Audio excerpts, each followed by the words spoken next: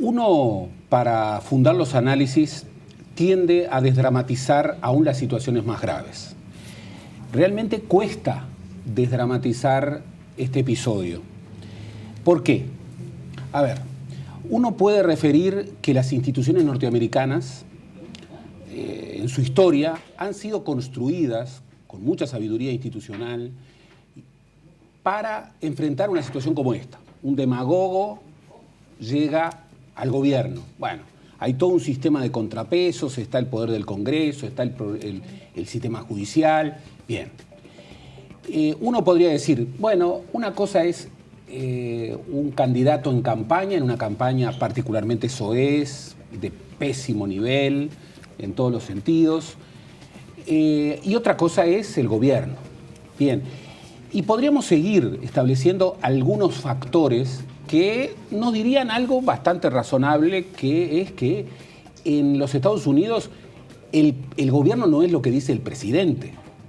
Es un complejo múltiple donde hay frenos institucionales, el presidente necesita el Congreso. Ya hemos visto Obama, por ejemplo, las dificultades que ha tenido con un Congreso adverso. El Partido Republicano no le da un respaldo neto ni nítido al presidente Trump. Bien, pero todo eso es correcto. Pero ubiquémoslo en el contexto internacional actual. En Estados Unidos tenemos a un demagogo autoritario, adverso pulsionalmente contra toda la agenda de derechos, con algunas perspectivas realmente muy preocupantes en un mundo cargado de una agenda problemática.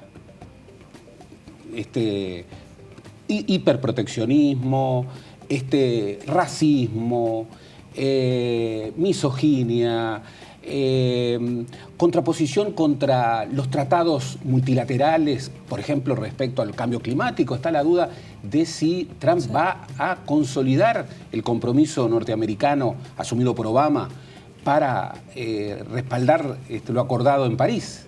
Lo que ha dicho la campaña es no. Decididamente no.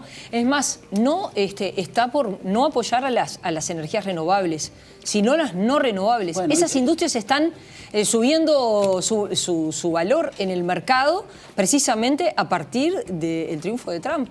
Entonces, aquí lo que tenemos es, en un contexto global, con hipótesis de crisis múltiple, crisis energética, crisis medioambiental, crisis alimentaria, desigualdad en ascenso,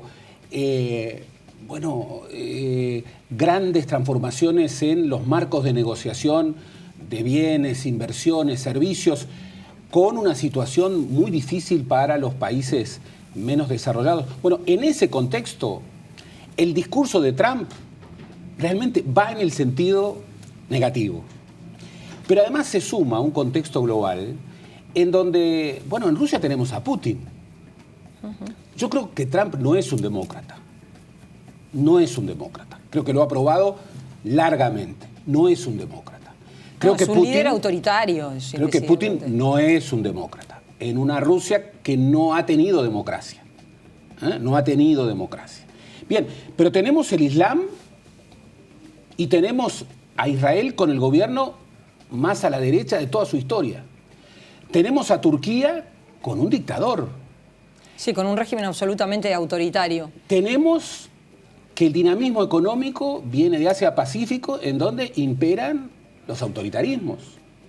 Nosotros lo decimos así nomás, pero en Filipinas hay un presidente que es peor que Trump, que elogia públicamente a Hitler, que habla que está ya desarrollando políticas ya no solamente regresivas, sino políticas extraordinariamente negativas. Bueno, es imposible que no exista un impacto negativo. Claro, aquí, en cosas muy concretas, en las que Obama ha querido hacer algo, aquí vamos a tener, en la mejor hipótesis, a un Estados Unidos que no va a empujar esas causas y que se va a replegar en clave de egocentrismo, en clave egoísta, hacia los intereses de los blancos,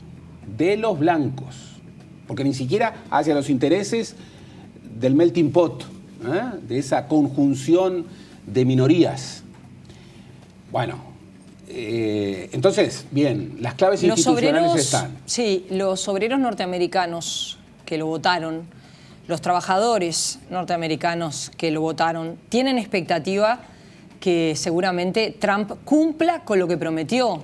Porque hay que decirlo, el tratado de libre comercio de Estados Unidos con Canadá y con México a los intereses de los obreros norteamericanos ha sido muy negativo, y creo, por lo que he podido leer de distintos analistas, que ahí ha estado también el error de Hillary.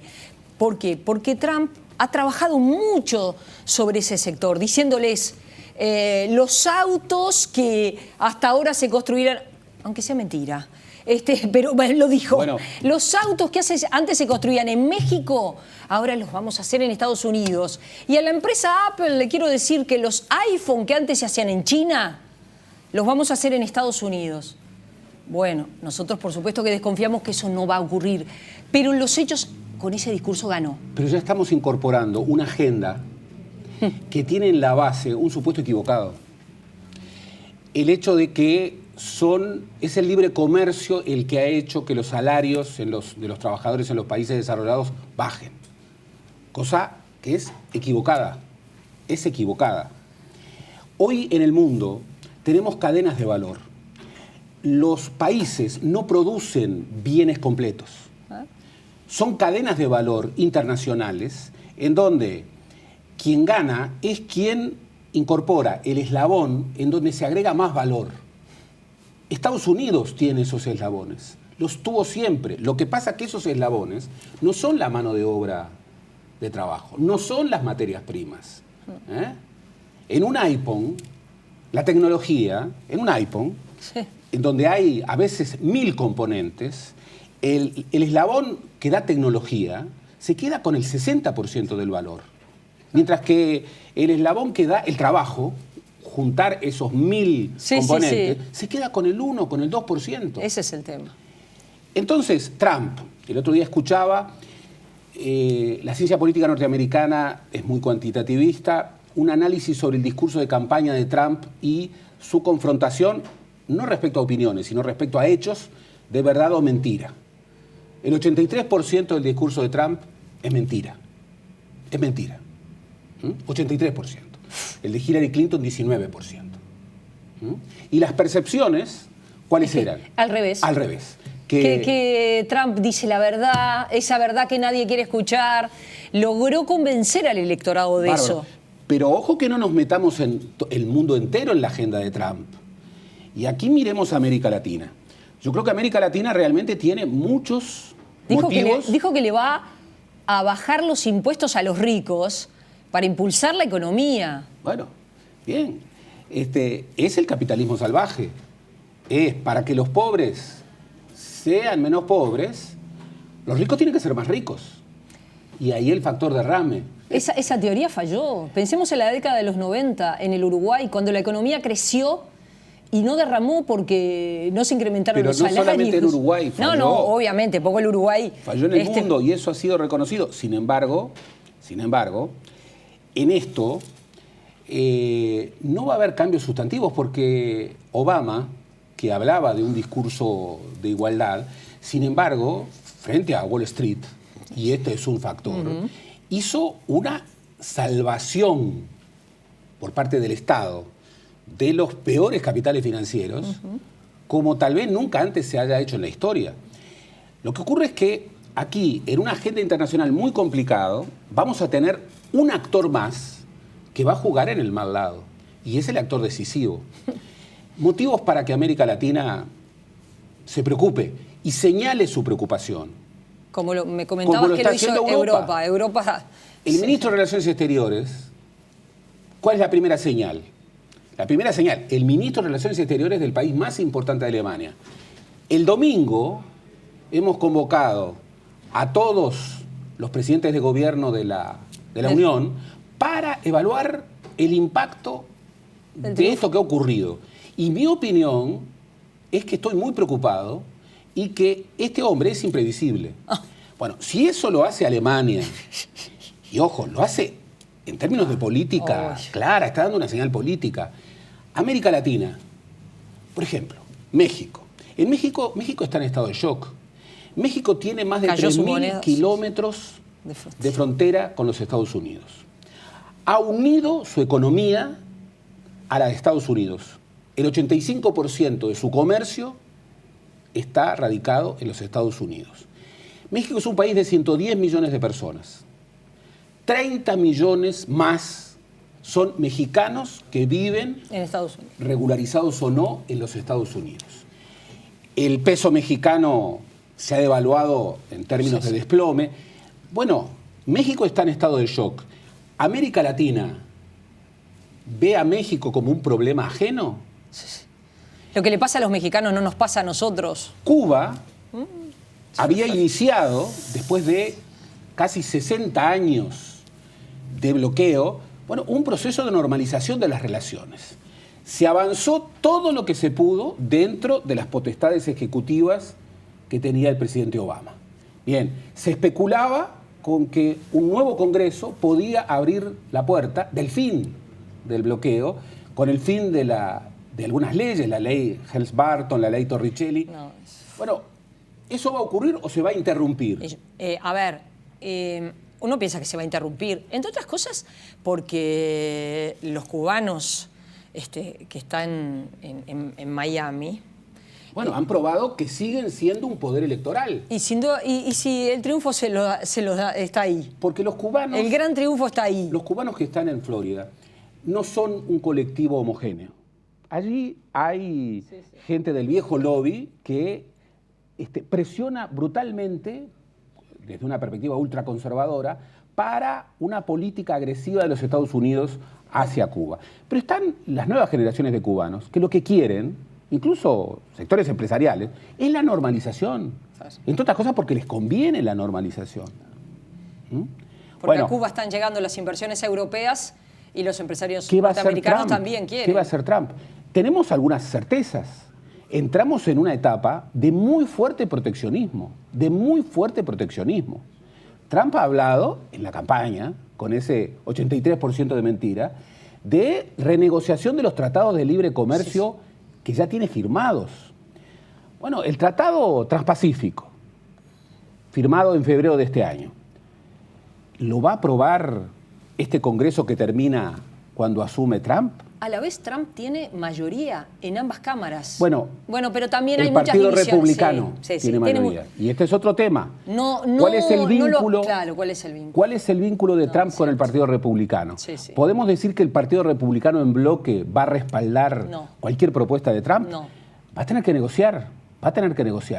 El problema es cómo negocia una persona que llega a la política por primera vez, que llega de esta manera a la política, que es pulsional y que además tiene bases de poder como ningún presidente norteamericano ha tenido en la historia. Una cosa es un autoritario en un país sin poder, pero otra cosa es un autoritario, un demagogo, alguien que no es demócrata, al frente de los Estados Unidos. ¿Cómo responde Trump ante un atentado terrorista? ¿Y cómo va a quedar ese fundamentalismo islámico y otros gobiernos autoritarios del mundo frente a esta señal que le da la primera potencia mundial? Que por otra parte, Trump Dixit está contra China. China. Y a favor de Rusia. Entonces, ¿intentará levantar ese muro que dijo en la frontera con México? Bueno, para eso va a necesitar... Nadie tiene dudas. Por lo menos me parece que no deberíamos tener dudas que se viene una política muy represiva contra los inmigrantes, es decir, que la policía los va a capturar en sus lugares de trabajo, me parece que lo va a hacer. Lo del muro tengo yo dudas. Para eso va a necesitar respaldo del Congreso. Y esto que digo, lo digo porque en los tiempos de Bush, recordemos que le pasó a los uruguayos que estaban en Estados Unidos, y que los pararon por la calle, los encontraron sin documentos y los tuvieron detenidos y después los mandaron de vuelta. Yo creo que eso se va a agudizar. Y Bush no votó en estas elecciones. No, dijo que votaba en blanco. No votó. Sí. Lo cual, no votó Bush, no votó McCain, no votó Mitt Romney. No votaron los descendientes de los Reagan, los descendientes de los Bush, y lo hicieron públicamente. Bueno, Entonces se abren muchas incertidumbres en un mundo que estaba lleno de incertidumbres. Sí, si decimos desde América Latina que no va a pasar nada y que todo está igual, que no va a haber cambios en la relación con América Latina, bueno, creo que nos estamos equivocando y que nos estamos equivocando en clave estratégica. Hoy América Latina, si aquí hubiera prosperado una integración realmente arraigada, tendría que hacer lo mismo que Europa, dar una señal política conjunta que, entre otras cosas, dijera, mire, señor Trump, lo que ocurra en México es nuestro asunto. Lo que ocurra en Cuba es nuestro asunto. Vamos a rediscutir todo, pero desde una lógica de paridad.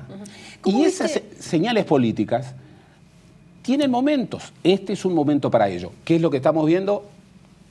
Todo lo contrario. Los países dando señales. Yo entiendo, por ejemplo, el presidente Vázquez, yo creo que estuvo muy correcto lo que dijo el presidente Vázquez. Sí, sí. Incluso estuvo muy correcto en administrar el silencio. Dijo, no quiero hacer otros comentarios. Sí. Sobre otros temas no voy a comentar, reservándose sus opiniones. Ahora, hay una proactividad que debiera haber en América Latina, que la hay en Europa, que la hay en Asia, y que en América Latina, en este estado en el que estamos... Viste que, bueno, generó diferentes opiniones, obviamente, el triunfo de Donald Trump. Desde la oposición se vio como la gente quiere cambios de lo que venía. Bueno, no sé cómo viste esa expresión de que... En el Uruguay... Lo dijo Novik, sí, lo dijo el propio Novik. Yo, por ejemplo, he advertido una vez más uno de los problemas que Uruguay tiene. Por ejemplo, como una frase, algo así como, bueno, cuando la gente no obtiene respuestas con lo que hay, busca cambios. Bárbaro.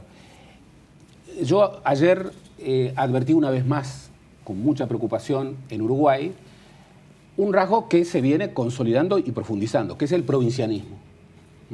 Volver nuevamente a un Uruguay que mira... Todo botín electoral, todo es botín electoral lo que campaña pasa. Permanente y todo lo que pasa en Rusia... Lo leo con la óptica de... Con la clave uruguaya chiquita.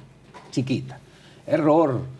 Querer trasladar el escenario norteamericano, de las elecciones norteamericanas, al escenario que puede darse en el 2019 en Uruguay y hablar de la gente quiere cambio. Que uno diría, bueno, ¿qué? ¿La gente qué quiere? ¿Una revolución socialista? ¿Un retorno al capitalismo salvaje? ¿Libre comercio? Sí. Un presidente no demócrata, autoritario. Autoritario, mano dura. La gente quiere cosas muy diversas. Claro. Y en una democracia, con reglas, se compite para ver qué se quiere. Sí. Entonces, yo he visto mucho provincianismo, he visto muy poco análisis ponderado, entre otras cosas, porque lo que ha pasado, yo creo que desafía nuestras categorías de análisis. Es un terremoto. Es un terremoto.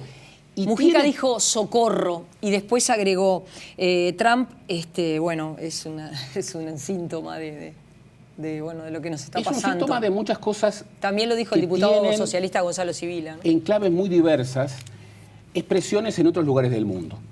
Los electorados se han vuelto más egoístas, más hacia adentro, más descontentos, el mundo de los descontentos. ¿Crees que la variable económica una vez más vuelve a jugar un rol fundamental? Por supuesto. Es decir, la variable económica, yo no estoy con ninguna teoría monocausal para explicar un resultado electoral. No, por supuesto no, pero hay una base que es evidente.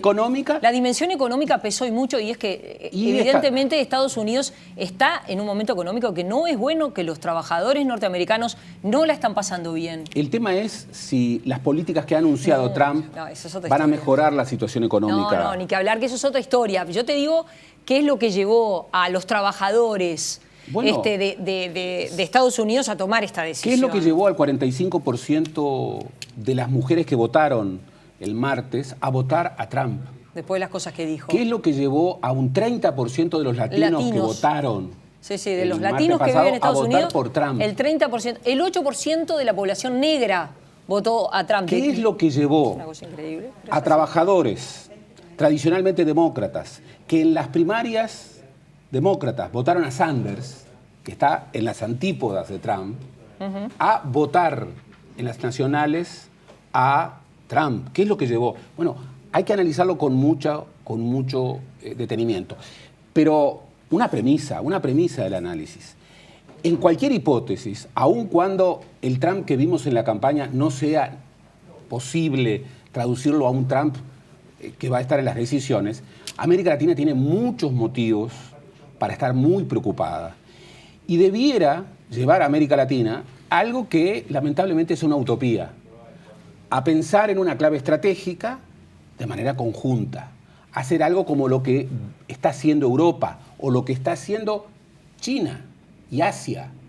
China está hablando con sus socios para ver cómo reaccionar frente a esta nueva situación. En esa perspectiva, el peor ángulo de análisis es el provincianismo. Y lamentablemente, en Uruguay estoy viendo muchas señales de provincianismo.